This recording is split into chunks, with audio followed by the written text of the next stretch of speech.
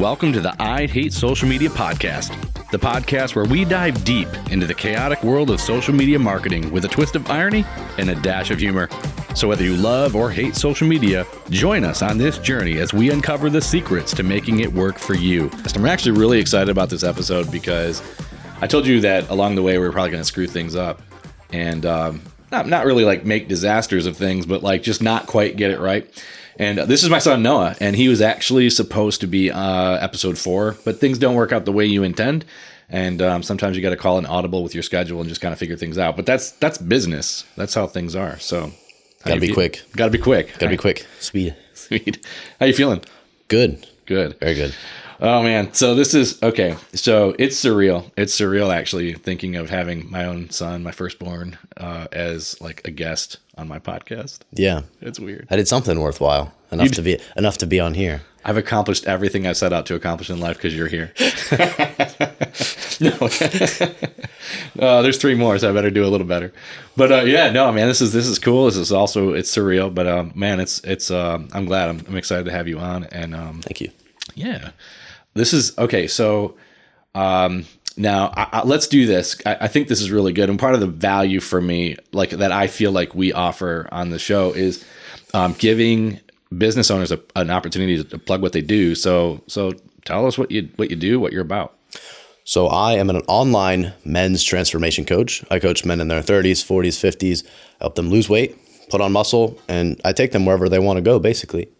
I do it all online because I believe online is way better than in person. The cost of in person, the overhead, is not worthwhile as a business owner, on top of the fact that I can give you more service being online. I can give you more of my attention and more actual coaching rather than just being there and watching you do something for a day 4 times per month. That's good. Man, that was a good summary. I need to be able to summarize my business like that. Yeah, it's just your elevator pitch, I guess. I don't know. That's just what I say at networking events. Like, yeah, that's good. Well, so that's proof you've practiced and you've said it a few times. You've been around. It comes off well. Good. It does. All right. So yeah. So I just want to know: are you jealous that you don't have the headphones? Do you feel like? I was thinking that maybe if I had the headphones, it would be better so I can hear myself. But am I jealous? No. Do I look like an idiot? I feel like no. You look like a professional. That's how you're supposed to. I am a professional. You have to You're supposed to have the headphones. Make sure everything's right. Yeah. No, that's right. So I was telling Noah beforehand. We just moved ahead, and things are kind of coming together as we go. This is a sidebar. I have another. This is an SM7B microphone. You see these on all the podcasts. They're worth it. I think. I mean, if you're going to invest, you don't have to have them. I'm not saying like they're the only, but man, they're so very good. So I have another one of these coming. I actually want to get rid of this and that. The whole arm thing is just driving me crazy. But what I'll have is the actual arms from a company called Gator. The one we're going to use is called Gator Frameworks, and I picked it up just watching the Room for Nuance podcast. That's what Sean DeMars uses, and I'm like, I'm going to use that one. So anyway, sidebar over. Now, what made you decide to use social media early? I mean, honestly, it's probably like one of your main means of developing leads. Why that?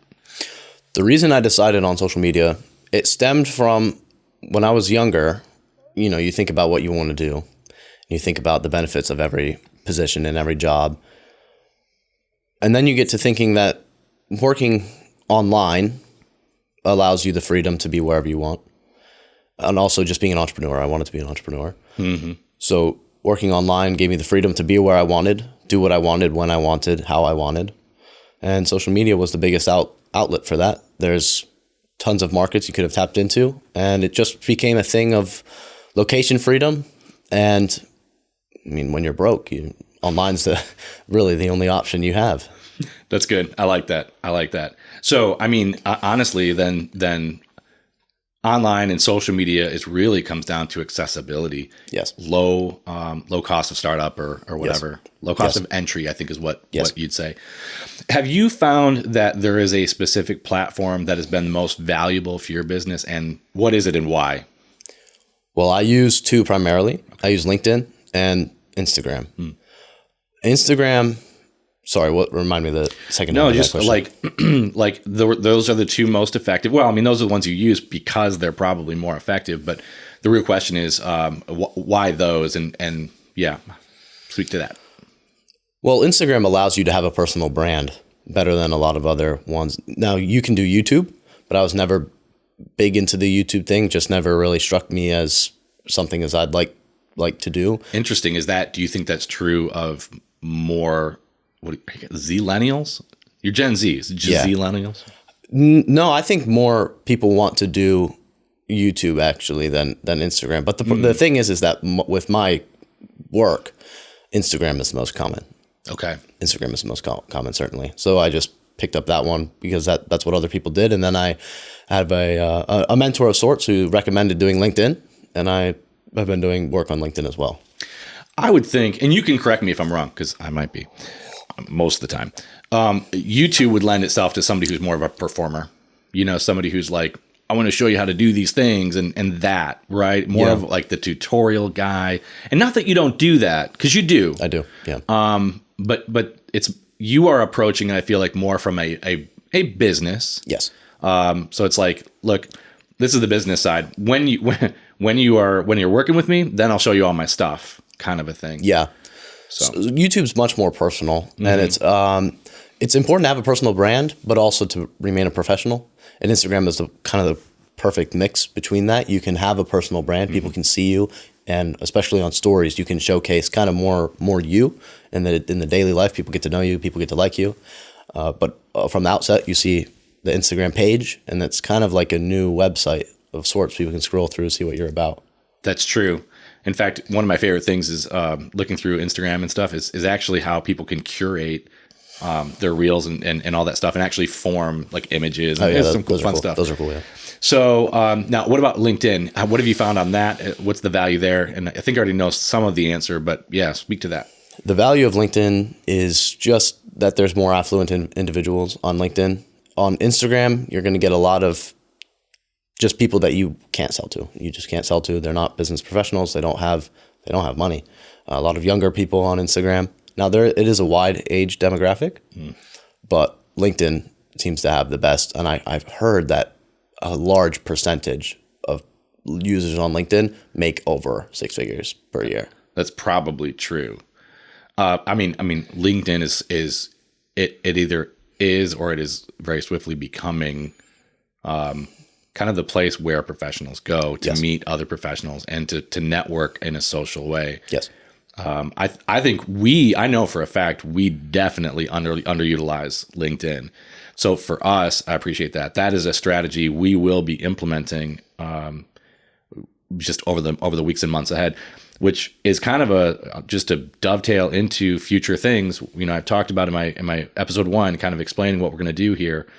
As we talk to different guests and start to implement things, we're going to pull back the curtain and let you see the gears running and grinding and breaking and getting repaired and getting back up and running again. So, because we don't really utilize LinkedIn at all.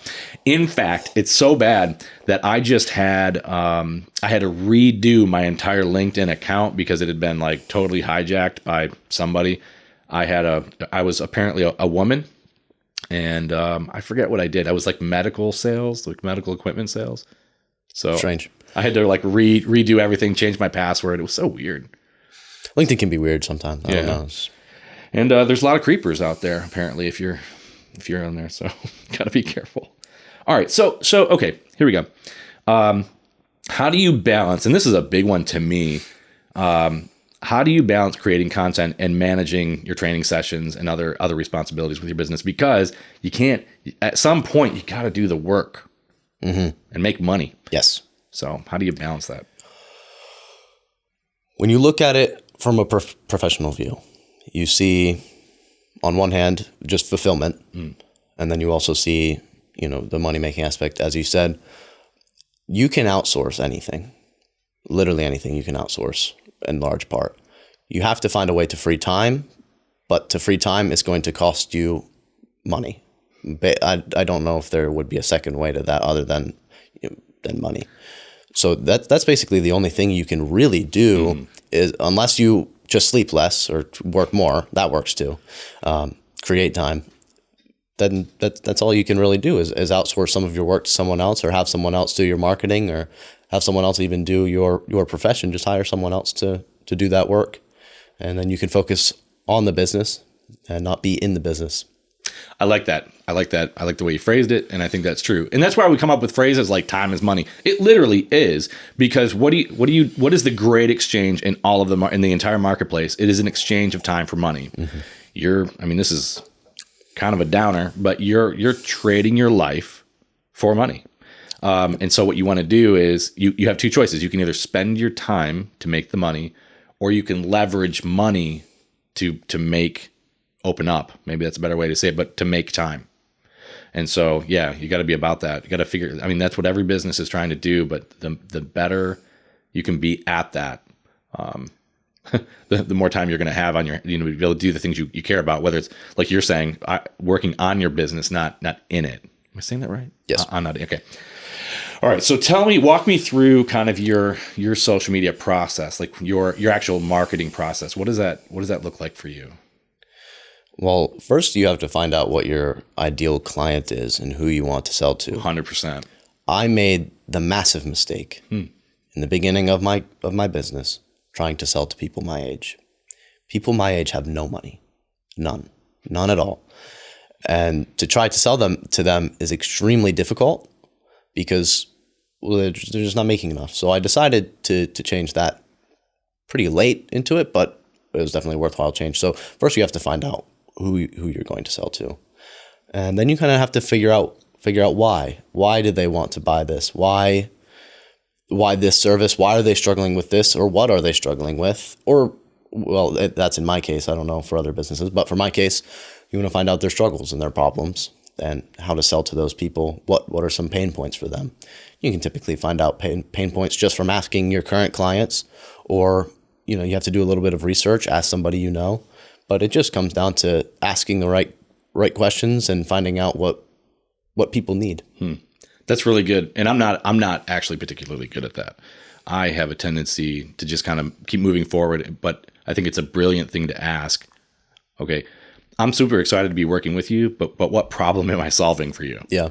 Because I don't want to be kind of a smash and grab, take your money, do the job and run. I want to understand. And I think you're onto something, because I think the more you understand what they're after, you're going to serve them better. Yeah, absolutely. So, and then they'll feel better about the investment that they're making with you. Right. So that's really good. All right. Okay. Moving along.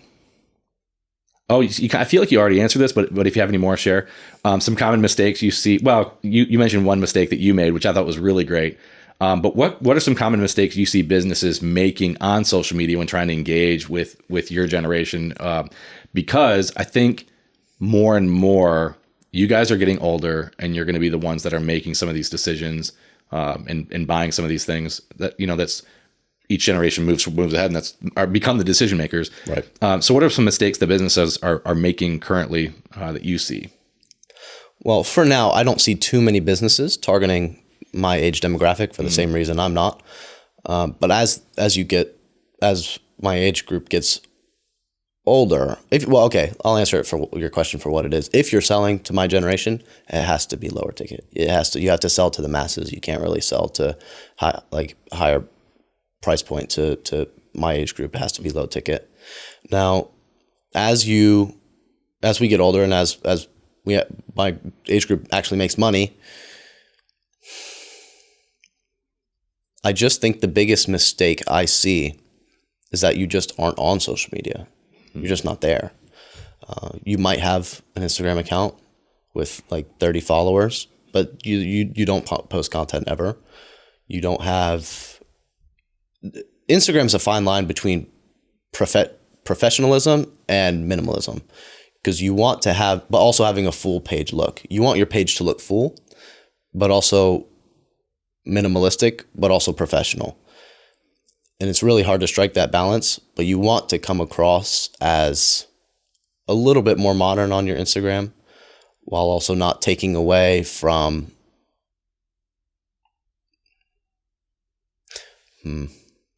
That's okay. While you think about that, can you explain what you mean? What do you mean by minimalistic? Do you mean fewer posts, or posts that are more simple? And it's a very, you want a very full and simple look. Okay. You don't want to be, you want your logo to be a bit more updated. You want it to be clean. A clean look is what you should have. A clean, full look is probably the best way to describe it. I like that. Okay.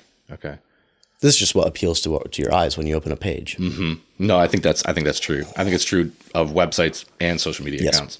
How do you know, like, how do you measure success? How do you know what's working, what doesn't? If you're doing something on social media, how do you decide this is working or, man, this is not working out?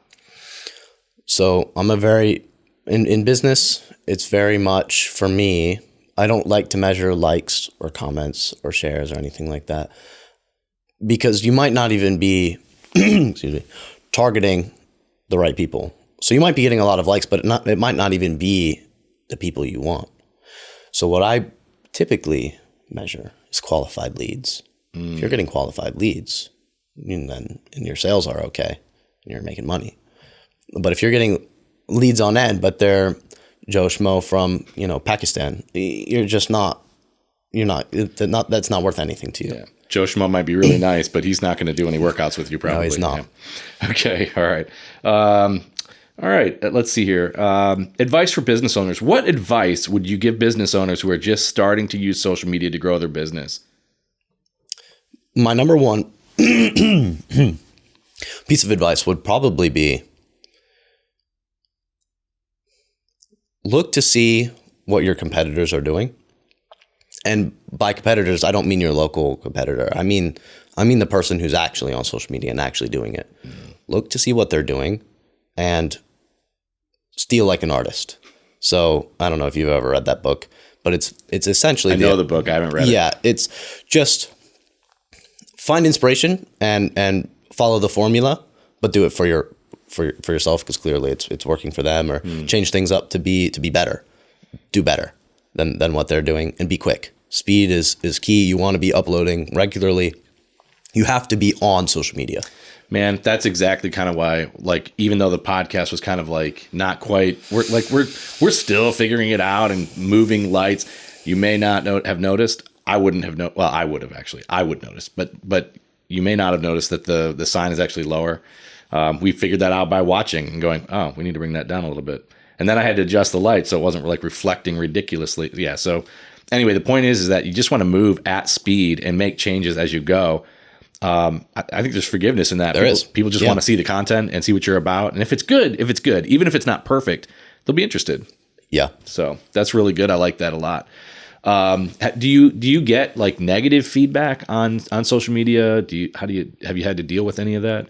Not really. The biggest things I get are maybe a critique of the information in my videos. I know I'm right, but I have to prove it to them sometimes in the comments, but do it in a professional way, and typically everything's okay. So That's right.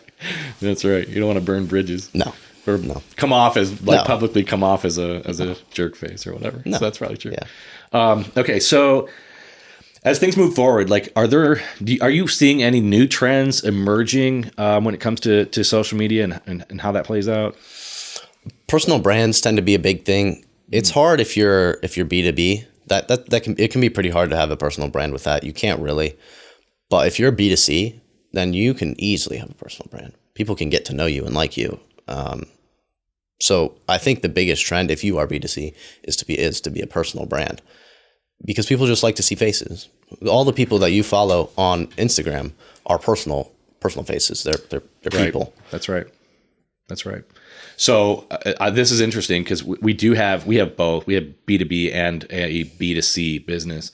I mean, there are some aspects of B2C, like with Vivid Photography and some of that, but very, very little. I don't even want to get into that. Right. But with our digitizing service, Retro Media Digitizers, there is very much B2C. And yes, I agree with you 100%. I think we've been consistent with social media posts, but it's all, and they're good posts or whatever, but it's not personal. There's not enough of us. Yeah. And so that's something we definitely need to make a change on. So on your page, it's, people don't even really see the value of the service, because you can't sell the service. You have to sell the value. You have to sell, forget the phrasing, but you want to sell to the to the why or sell to the emotion rather than to just say, hey, you need this service. Right. People don't really, they're like, no, I don't. Sales is finding problems. Right. Nothing else. It's just finding problems. So you've been at this for a little bit. What's one thing you wish you knew about social media before, when you got, like, if it's kind of one of those, man, if I could go back and start over, what's Absolutely. one thing you wish you knew when you started? Do not post and hope. Do not just post and hope someone's going to go to your inbox. When I first started, I thought, oh, someone's going to see this post and wow, I got 13 views. Someone's going to click and comment or something. They don't care. You do not post and hope. Okay. So what do you do? You either have to be consistent long enough for organic to pick up, which is difficult by itself, but it's free, or you can just do paid ads. Okay. And paid ads are hard because that's a thing to learn in and of itself. And you are kind of throwing money at the wall if you're not careful or you don't have someone helping you out there. That's right. So I mean, you can don't post and hope in the fact that you don't have your expectations too high in the beginning. You're going to have to just stick through it for a while. I just hit 100 posts and I'm consistently getting, thousands of views on videos, but I mean, it took a long time to actually get to that point. That's interesting. Well, so to me, that comes down to you carefully honing your brand, and making more and better posts. Like in the beginning, some of those posts probably sucked. They were garbage. They were garbage. Just like some of these podcasts. This is a good one though, man. I'm excited. No, this is cool. This is very professional. This is I just mean, even like you definitely have thought through a lot of these things. And so I'm pretty excited about that. So you have learned to post consistently. You've learned to improve with each post. And that probably comes from what you said earlier, as far as just watching your competitors that are online and saying, okay, that's good. I can do this and make it even better. Correct. I like that. I think that's really good. All right. So I feel like this is the same question, but I'll ask it anyway. How has your understanding of social media changed since you've been in business? Like, how has your view of it evolved? Well, I don't use personal social media really anymore. And now it's just a tool for making money. I don't really use social media for personal things. I don't know if that's really the answer you'd be looking for, but that's how it's changed. Is that just from a factor of time? Like, right? Like, you're like, yeah, the time I spend on social media is for business. I don't even have time to. I mean, it's a factor of I enjoy being on social media in a productive way, and I can still kind of enjoy social media to a degree without like scrolling through reels. So I don't know. It's just, I don't really. Dude, doom scrolling is such a trap. I mean, it's horrible. And then you lose hours and you're like, wait a minute, what am I doing? But if you get good at getting people's attention, then you're a part and you can, people click on your post. That's right. That's right. One thing I wanted to say, and this is going backwards a little bit, you were talking about organic growth is possible. It takes a commitment level, a serious commitment level. Yeah. And I think that's good. And there's going to be some people, for you, that's what you want to do. But I don't want to make it sound like paid ads, and we're never going to say this. Paid ads are not bad. All marketing is just giving you access to the marketplace that you wouldn't have had otherwise. If you believe in what you do, if you're proud of your work, you operate from a perspective of providing excellent service, something that people need, that's useful, that's productive, that's helpful. Man, well, then you need to get your name out there. You have something that people should enjoy. You can't feel bad about selling your service. If it's worth it, then right. Then it's worth it. You should not feel bad about selling your service, because right. your service probably is worth it. And if there's like a marketplace for it and people are buying it, it's worth right. it. That's right. And big corporations are certainly vying for people's attention, and maybe they don't provide the best service, especially like, I don't know, like your service it's personal. Yep. It's one-on-one. You're not showing up as some big, fitness factory and, here, sign this thing for $29.99 a month and do nothing. Right. Yeah, exactly. So that to me has value. And so if there's a scenario where, I'm growing organically, but I'd like to do some paid ads, man, do those and don't feel bad about it. It doesn't all have to be organic. what it needs to be is just is honest. And yeah, grow your business. Do what it takes. Yeah. All right. Last question. What would you consider the best book that you've read that helped you grow your business? The best book I've read. Tell me grow my business. I mean, I know you've read a lot. There's like Atomic Habits and yeah. I would recommend. It's a good question. There's a few books floating through my mind right now, so maybe I'll just share a few. Yeah. Number one is E-Myth Revisited. Okay. I don't remember the author name, but if you're a starting up entrepreneur, you must read that book. You're going to fail if you don't. Kind of. I read the original. That's why I'm so fascinated that you're like, I might have to read it again. I guess it's the revisited version. It's really good, and it gives you a good basic foundation of knowing what you're actually getting into. Right. Because a lot of people, they'll get into it, as the book says, as a technician or that sort of thing. You have to be careful about that. Okay. And it's good to just know what you're getting yourself into. Cool. Can I guess the second book? Yeah, sure. Go ahead. Robert Kiyosaki? No. Rich Dad, Poor Dad. I look at that book more as just a lifestyle. It kind of is, but it changes your perspective, it does. Right? It does. So if you come at things, if you're coming at life through the lens of like the exchange of time for money rather than leveraging, that's a good book. For me, that helped a lot. Yeah, that is a good book. But the next book is $100 Million Leads by I haven't read that, by Alex Hormozi. He has two $100 million books, but they're probably one of the most value-packed books I've ever seen. And it just changes your perspective on business. And I recommend it to a lot of people. I'm not like a huge Alex Hormozi fan per se, but his books and his content is very valuable. So those are very good books. Okay. All right. Was there a third?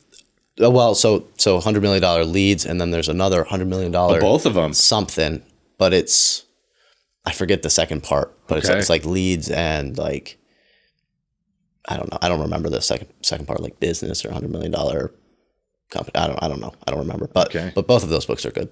Okay, man. All right. Well, cool, man. Thank you so much for your time. So check them out. It's ND Personal Training, and nope, it's not. It's ND Personal Coaching. Sorry, on Instagram at ND Personal Coaching. So this is why this is sad. I'm actually like, and hopefully you'll start seeing transformation over the weeks ahead.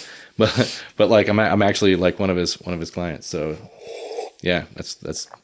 You've been making progress. How could I not be? Oh, dude. Yeah, I'll tell you what. This is for the guys. There's nothing better than like when you get the pump or when you start to actually get some muscle and your wife notices.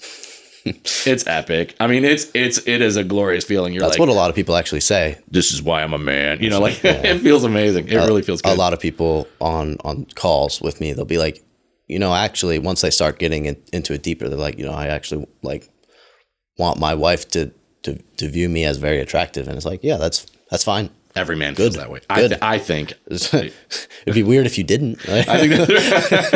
I hope she thinks I'm ugly. Yeah. So that's good. Yeah. Well, thank you, son. I appreciate it. This was really good. And join us next week. I don't even. This is how I'm telling you.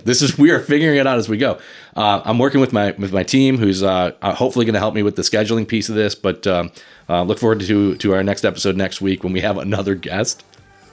So we do have some upcoming guests. I just can't say who they are yet because I don't know where they're going to land. But I'm really excited about some of the future guests we have coming up. Some people in the real estate business, people that actually that do social media and podcasting for companies. So that's really fun. Other people that are local photographers, videographers that we're going to have on. Not direct competitors, of course, but yeah. So a lot of fun things coming up. So talk soon.